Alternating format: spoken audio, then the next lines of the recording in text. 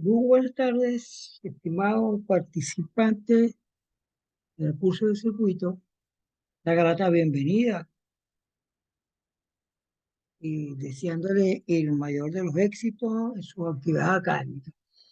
Esta breve explicación que vamos a hacer hoy se refiere pues a algunas nociones básicas del circuito que ya ustedes previamente tienen de sus cursos anteriores, ¿no? Eh, Inclusive incluyendo el curso que hicieron en bachillerato y el curso de física 2 en el área, digamos, de la formación integral de ingeniería. Bueno, entonces, que sirva de repaso para complementar la lectura que comentamos del capítulo 5 y sin más preámbulos, vamos a comenzar. Aquí yo tengo una colección de resistores, el símbolo de la resistencia, tal como lo vimos en el laboratorio 01, donde explicamos ya el divisor de tensión. El divisor de tensión tiene su topología, tiene estas características que están acá. ¿Eh? Una fuente de corriente continua y un conjunto de resistencias conectadas en serie. Y las características justamente de este circuito, de la corriente es la misma. Vamos a ver acá. ¿Sí? Eh, la corriente en cada uno de los elementos resistores es igual ahí, ¿no? Tal como lo comentamos en la clase de laboratorio, y los voltajes es la suma de las tensiones en cada uno de las caídas de potencial de la resistencia. Aquí estamos señalando con versus AB, versus BC y versus CD. ¿Sí? Por conservación de la energía, la suma de los voltajes tiene que ser igual al voltaje de la fuente. ¿Sí? Y por ley de Ohm, que es lo que tenemos nosotros acá, por ley de Ohm, tenemos que el voltaje AB es R1 por I, el voltaje versus C, o sea, en la resistencia R2 es R2 por I, y el voltaje en la resistencia R3 es R3 por I. Colocamos I porque ya vimos anteriormente que es la misma corriente. Eh, Usamos esta expresión, ¿sí? La suma, la colocamos acá, sacamos factor común la corriente y tenemos esta nueva expresión que me va a permitir obtener la corriente del circuito. La corriente del circuito sería entonces el voltaje entre la suma de la resistencia. Y esta suma de la resistencia es lo que uno llama resistencia total o resistencia equivalente. ¿Sí? Resistencia equivalente.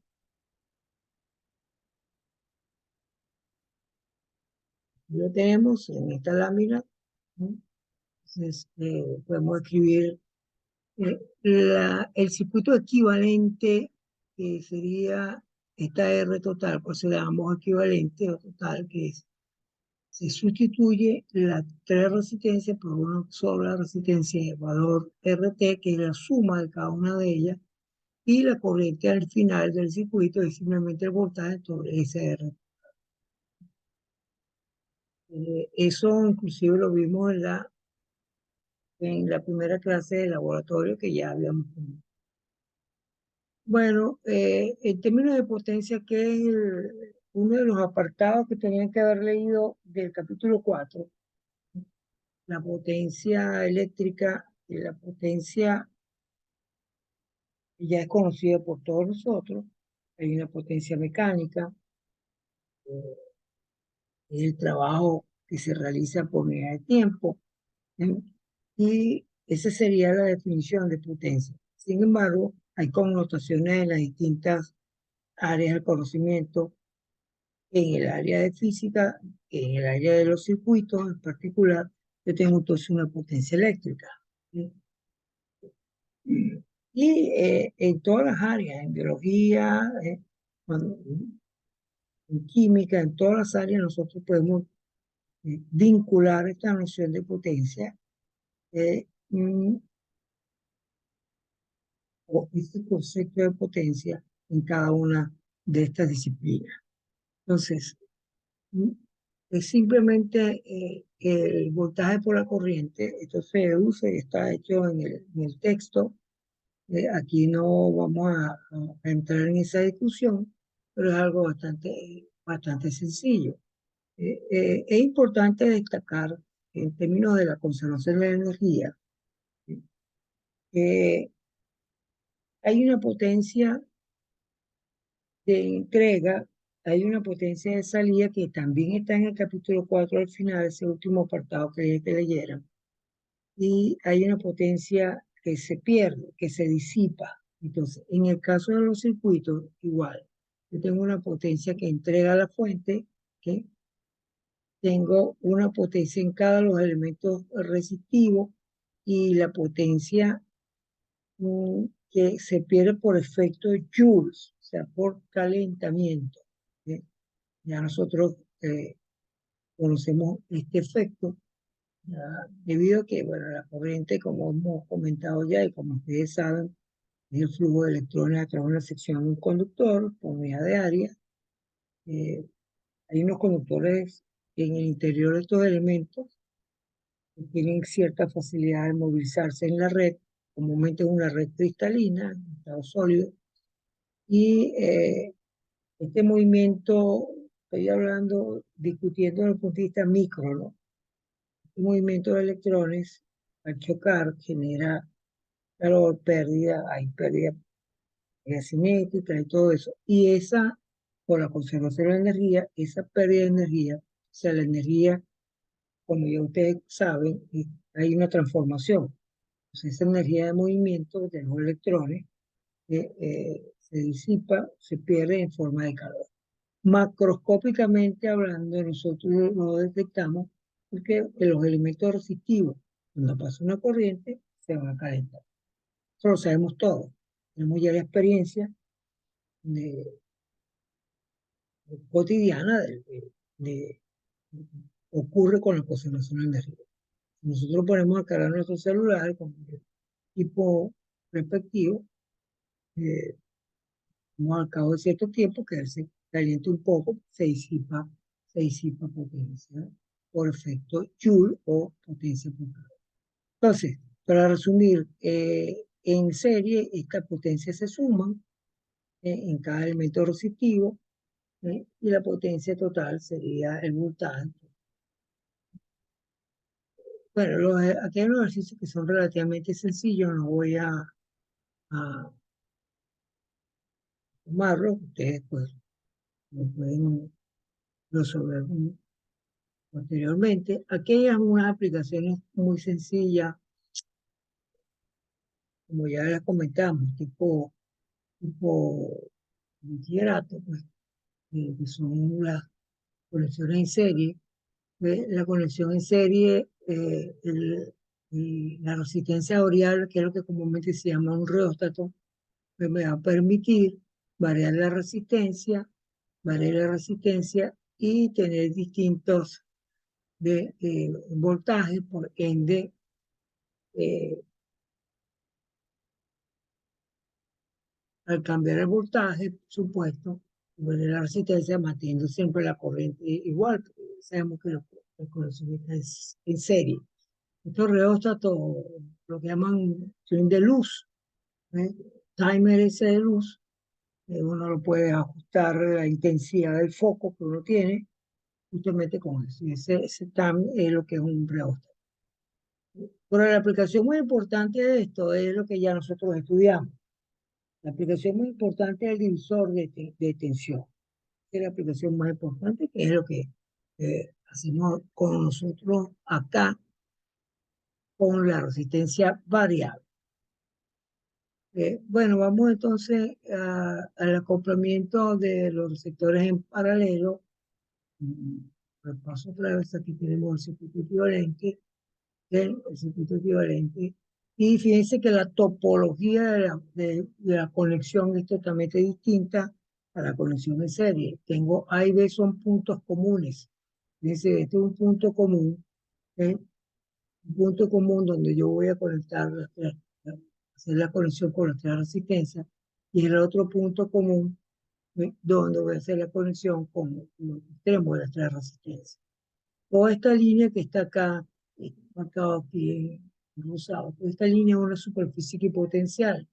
eh, sí, tiene el mismo potencial. El potencial que hay en B es el mismo que está acá. El mismo que llega es el mismo que llega a R1, el mismo que llega a R2 y el mismo que llega a R2. Razonamiento análogo en el lado derecho. Es decir, uno concluye que el potencial en una conexión en paralelo es el mismo. ¿Sí? Es el mismo. O sea, el voltaje que tiene R1, R2 y R3 son iguales. Sin embargo, en la corriente no. La corriente, este sería lo que vamos a llamar un nodo, que es un punto donde concurren tres o más corrientes. Igualmente acá, yo tengo dos nodos, el A y el B. Cuando la corriente llega al nodo A, se va a dividir, se va a derivar, de ahí la palabra también circuito de derivación. ¿Sí? Entonces tengo una fracción de la corriente por I sub R1, una fracción de la corriente por R2 y una fracción de la corriente por R3. Esa fracción de la corriente va a depender, por supuesto, de los valores de R, ¿sí? De los valores de R porque el voltaje es el mismo. Entonces, al yo tener menor resistencia, ¿sí? Por ahí va a pasar mayor cantidad de corriente. Si R3 es mucho mayor que R1 y R2, entonces aquí va a pasar una cantidad muy pequeña de corriente comparada con R2 y R1. Esto entonces como aplicación es lo que vamos a llamar el divisor de corriente. El divisor de corriente es un circuito en paralelo. ¿Sí? Divisor de tensión es un circuito en serie. Entonces, este circuito es un divisor de corriente. Yo puedo deducir cómo se calcula las corrientes en cada una de estas ramas en función de la corriente I total. Eh, Aquí vemos un poco más cuidado la representación y las respectivas expresiones. Aquí tengo el circuito representando ISO1, ISO2, ISO3, como acabamos de mencionar. El voltaje es el mismo, que y su total, que viene siendo esta, se reparte igual, perdón, se reparte por cada resistencia. Y en un caso muy particular, si estas resistencias todas son iguales, entonces, ¿cómo será la corriente? Y la corriente se va a repartir, entonces, en forma igualitaria también. Es un caso particular de que todas tengan el mismo valor. Caso contrario, si las resistencias son distintas, pues tendré distintos valores de R1, de ISO1, ISO2. Por supuesto, por la conservación de la carga. Nosotros sabemos que la suma de la corriente es igual a eso. ¿Sí? Entonces, por ley de Ohm, fíjense, por ley de Ohm, tengo que la corriente ISO1 es V sobre R1, ISO2 V sobre R2, ISO3 V sobre R3, la I total en este caso, la I total en este caso sería esta, sustituyo cada una de estas expresiones aquí, saco B factor común y obtengo esta expresión. Sería el inverso de cada una de las resistencias. Esta expresión es lo que uno llama resistencia equivalente. O sea, ya sabemos que el I total sería B por este cociente el inverso de cada una de ellas y RT, llamamos RT como yo dije ahorita, el inverso 1 sobre R1 más 1 sobre R2 más 1 sobre R. Pero hay formas para simplificar esto un poco. Hago un pequeño comentario práctico que no, parte de lo que estamos manejando ahorita, como repaso, pues, los circuitos de instalaciones eléctricas domésticas e industriales, tal como su vivienda, que es, habitan, la conexión de todos sus elementos tiene que estar conectada en paralelo, porque el suplidor de energía suministra energía hasta la entrada de su vivienda con un determinado voltaje. Un voltaje que es, todos estos elementos tienen que estar conectados en serie, sea luminaria, toma corriente, todos los equipos eléctricos están conectados en paralelo, ¿sí? De tal forma de que todos tengan el mismo voltaje. ¿Qué es lo que va a ocurrir? Como hemos comentado ahorita, cada elemento o cada elemento del circuito eh, tiene una determinada resistencia, la, la secadora de cabello, la cocina eléctrica, la licuadora, el conjunto que uno tiene de la computadora, bueno, todo lo que tiene que ver con la parte eléctrica tiene una determinada resistencia y demanda una determinada cantidad de corriente, demanda una cantidad de corriente. No, es, en algunos casos, la dificultad que tiene, digamos, este tipo de conexión, por indicar una de ellas, es que la resistencia equivalente siempre es menor que la menor de la resistencia. ¿Eh? Lo pueden comprobar ustedes, corroborar con unos numeritos, calculan la resistencia equivalente y pueden comparar que la equivalente va a ser menor que la menor de ellas. Entonces, eso me trae un problema, porque la equivalente del circuito en línea general, ¿eh? Como la resistencia es más pequeña, la corriente tiende a buscar el camino de menor resistencia. Entonces, puede ocurrir lo que uno conoce como un cortocircuito, ¿sí? Como un cortocircuito.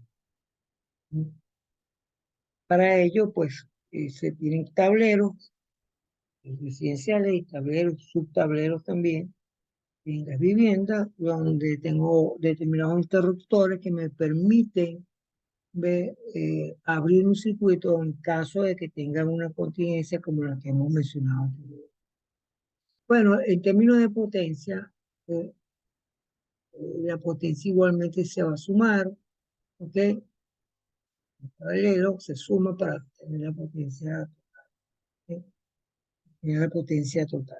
La potencia es algo muy importante que lo vamos a mencionar después ya al final del curso, en lo que es la corriente alterna, ya que a nosotros nos facturan el consumo de nuestra energía en forma de potencia. Nosotros consumimos en forma de potencia la energía del centro de generación a nuestras casas, se transmite en forma de potencia, ¿ok? La transmisión. Bueno, eso lo vamos a detallar después, pero para que ustedes vean el concepto fundamental de lo que implica la potencia en los circuitos eléctricos. Toda la luminaria, cuando uno va a comprar una luminaria, o una bombilla tipo LED, ahora que se usa mucho. Ya las lámparas incandescentes poco las hay, pero siempre le preguntan a uno cuál es la potencia. Algunas veces la misma gente que vende confunde potencia y voltaje, bueno, tienen un arroz con mango, pero es eso. Pues, es de 9 vatios, 10 vatios, de 20 vatios. ¿Sí? Por ejemplo, las LED actuales, como tienen mejor rendimiento, tienen mucho mejor rendimiento que una lámpara convencional incandescente, su potencia, pues, son ya una potencia de 10 vatios o de 12 vatios en LED, es equivalente a una bombilla incandescente de 60, 80 vatios. ¿Sí? Eh, por eso el uso de este tipo de luminaria. Bueno, también tenemos circuitos mixtos. ¿Sí? Circuitos mixtos, ¿qué quiere decir un circuito mixto? Una combinación serie paralelo. Eso, bueno, hay distintas técnicas, esto lo estudiaron ustedes en bachillerato y quizás en el curso de física 2. Nosotros no vamos a entrar en ese detalle, porque estoy haciendo un pequeño repaso de esos conocimientos previos que ustedes han adquirido en el curso de sus estudios. Entonces, bueno, eh, aquí tengo, por ejemplo, esto es un circuito que nos podemos decir que solamente en serio, en paralelo, que es un circuito mixto. ¿Sí? Entonces, bueno, eh, no es complicado, hay que ver, analizar un poco la topología del mismo. R3 y R4 están en paralelo. Aquí tengo yo un equivalente que está luego en serie con R2 y que finalmente está en paralelo con R5 para el que eh, culmina con R1 en serie. Eso es todo. Es sencillo, ¿no? Ustedes lo pueden practicar un poco, ¿eh? Pueden practicar un poco, pero voy a tratar de retomarlo, voy a retomar otra vez antes de culminar. Eh, R3 y R4 buscamos los puntos comunes. Este es un punto común, ¿eh? Este es otro punto común, por lo tanto, estas dos resistencias están en paralelo, ¿eh? Estas dos resistencias están en paralelo. Luego está en serie con esta suma.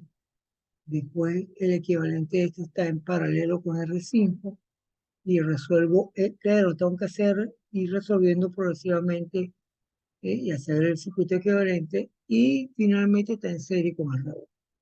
Bueno, hasta aquí vamos a dejar nuestro trabajo el día de hoy. Le vamos a explicar la ley de Kirchhoff, circuito con varias mallas, etcétera. Pero esto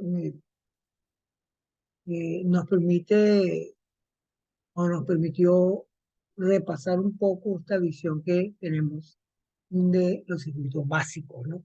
Los circuitos básicos. Vamos a hacer laboratorio 2 que tiene que ver con el divisor de corriente, con el multisim, en el transcurso de esta semana. Pero entonces me despido de ustedes y que tengan un feliz día. Saludos a todos.